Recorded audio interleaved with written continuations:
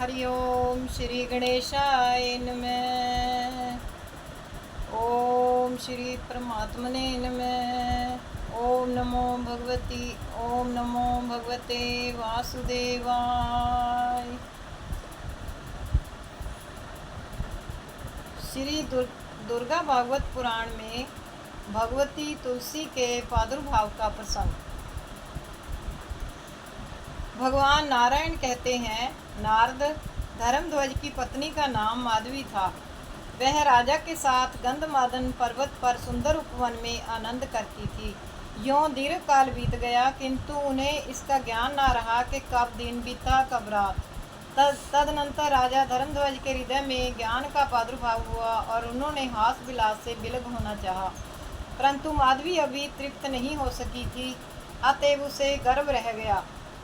उसका गर्व प्रतिदिन क्रमशः शोभा बढ़ाता रहा। नारद, कार्तिक की पूर्णिमा के दिन उसके गर्भ से कन्या प्रकट हुई। उस समय शुभ दिन, शुभ योग, शुभ क्षण, शुभ लग्न और शुभ ग्रह का संयोग था। यों शुक्रवार के दिन देवी माधवी लक्ष्मी के अंश से प्रादुर्भूत उस कन्या की जननी हुई। उस कन्या का मुख ऐसा था मानो शरत पूर्णिमा का चंद्रमा हो। नेत्र शरतकालीन कमल के समान थे। अधर पके हुए बिंबा फल की तुलना कर रहे थे।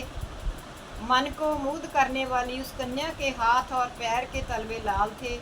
उसकी नाभि गहरी थी। शीतकाल में सुख देने के लिए उसके संपूर्ण अंग गर्म रहते थे और उष्ण काल में वह शीतलांगी बनी रहती थी।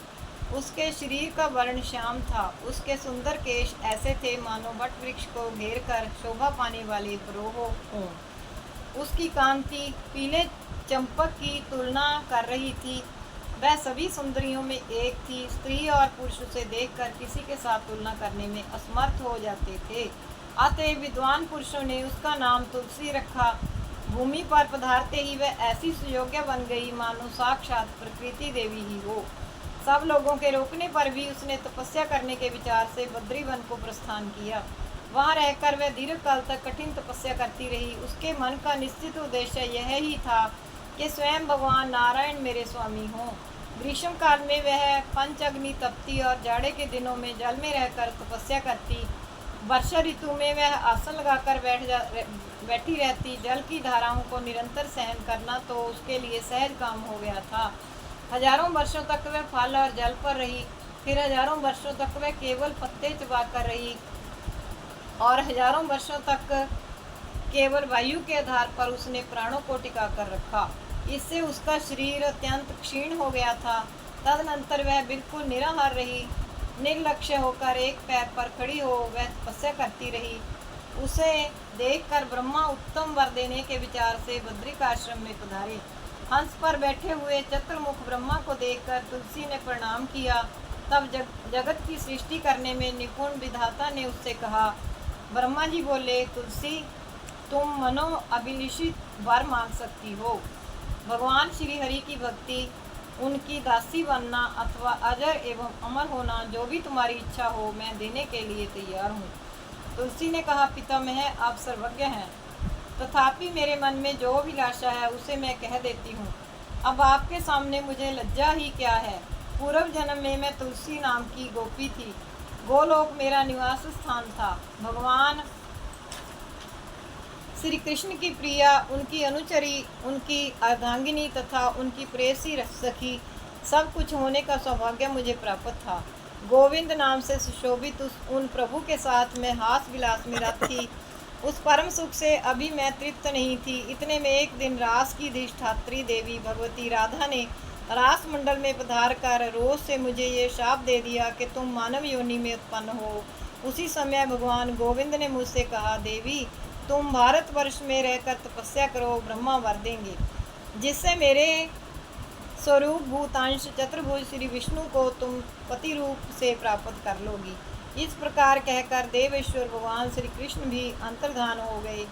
गुरु, मैंने अपना वह शरीर त्याग दिया था और अब इस भूमंडल पर उत्पन्न हुई हूँ। सुंदर विग्रह वाले शांत स्वरूप भगवान नारायण, जो उस समय मेरे पति थे, उन्हीं को अब भी मैं पति रूप से प्राप्त करने के लिए वर मांग रही हूँ। आप मेरी अभिलाषा पूर्ण करने की कृपा करें। ब्रह्मा जी बोले, भगवान श्री कृष्ण के अंग से प्रकट सुदामा नामक एक गोप भी इस समय राधिका के शाप से भारतवर्ष में उत्पन्न है। उस परम तेजस्वी गोप को श्री कृष्ण का साक्षात अंश कहते हैं। शापवश उसे धनु के कुल में उत्पन्न होना पड़ा है। शंखचूड़ नाम से वह प्रसिद्ध है। त्रिलोकी में कोई भी ऐसा नहीं है जो उसकी समता कर सके। वह सुदामा इस समय समुद्र में विराजमान है। भगवान श्री कृष्ण का अंश होने से उसे पूर्व जन्म की सभी बातें स्मरण हैं। सुंदरी शोभने, तुम भी पूर्व जन्म के सभी प्रसंगों से परिचित हो। इस जन्म में वह श्री कृष्ण का अंश तुम्हारा पति होगा। इसके बाद शांत स्वरूप भगवान नारायण तुम्हें पति रूप से प्राप्त होंगे। लीलावश वे ही नारायण तुमको शाप दे देंगे। अतः अपनी कला से तुम्हें वृक्ष बनकर भारत में रहना पड़ेगा और समस्त जगत को पवित्र करने की योग्यता तुम्हें प्राप्त होगी। संपूर्ण पुष्पों में तुम प्रधान मानी जाओगी। भगवान विष्णु तुम्हें प्राणों से भी अधिक प्रिय मानेंगे। तुम्हारे बिना पूजा निष्फल समझी जाएगी। वृंदावन में वृक्ष रूप से रहते समय लोग तुम्हें वृंदावनी कहेंगे। तुमसे उत्पन्न पत्तों से गोपी और गोपों द्वारा भगवान माधव की पूजा संपन्न होगी। तुम मेरे वर के प्रभाव से वृक्षों की अधिष्ठात्री देवी बनकर गोप रूप से विराजने वाले भगवान श्री कृष्ण के साथ स्वेच्छापूर्वक निरंतर आनंद भोगोगी। नारद, ब्रह्मा की यह अमर वाणी सुनकर तुलसी के मुख पर हंसी छा गई। उसके मन में अपार हर्ष हुआ। उसने महाभाग ब्रह्मा को प्रणाम किया और वह कहने लगी। तुलसी ने कहा, पिता, मैं बिल्कुल सच्ची बातें कहती हूँ। दो भुजा से शोभा पाने वाले श्याम सुंदर भगवान श्री कृष्ण को पाने के लिए मेरी जैसी अभिलाषा है वैसी चतुर्भुज श्री विष्णु के लिए नहीं है। परंतु उन गोविंद की आज्ञा से ही मैं चतुर्भुज श्री हरि के लिए प्रार्थना करती हूँ। वे गोविंद मेरे लिए परम दुर्लभ हो गए हैं। भगवान, आप ऐसी कृपा करें कि उन्हीं गोविंद को मैं पुनः निश्चय ही प्राप्त कर सकूं। साथ ही मुझे राधा के भय से भी मुक्त कर दीजिए। ब्रह्मा जी बोले, देवी, मैं तुम्हारे प्रति भगवती राधा के षोडशाक्षर मंत्र का उपदेश करता हूँ। तुम इसे हृदय में धारण कर लो। मेरे वर के प्रभाव से अब तुम राधा को प्राण के समान प्रिय बन जाओगी। सुभगे, भगवान गोविंद के लिए तुम वैसी ही प्रेयसी बन जाओगी जैसी राधा है। मुने, इस प्रकार कहकर जगत ध्वाता ब्रह्मा ने तुलसी को भगवती राधा का षोडशाक्षर मंत्र बता दिया। साथ ही स्तोत्र, कवच, पूजा की संपूर्ण विधियां तथा किस क्रम से अनुष्ठान करना चाहिए ये सभी बातें बतला दी। तब तुलसी ने भगवान राधा की उपासना की और उनके कृपा प्रसाद से वह देवी राधा के समान ही सिद्ध हो गई। मंत्र के प्रभाव से ब्रह्मा जी ने जैसा कहा था ठीक वैसा ही फल तुलसी को प्राप्त हो गया। तपस्या संबंधी जो भी क्लेश थे वे मन में प्रसन्नता उत्पन्न होने के कारण दूर हो गए, क्योंकि फल सिद्ध हो जाने पर मनुष्यों का दुख ही उत्तम सुख के रूप में परिणित हो जाता है। बोल श्री कृष्ण भगवान की जय।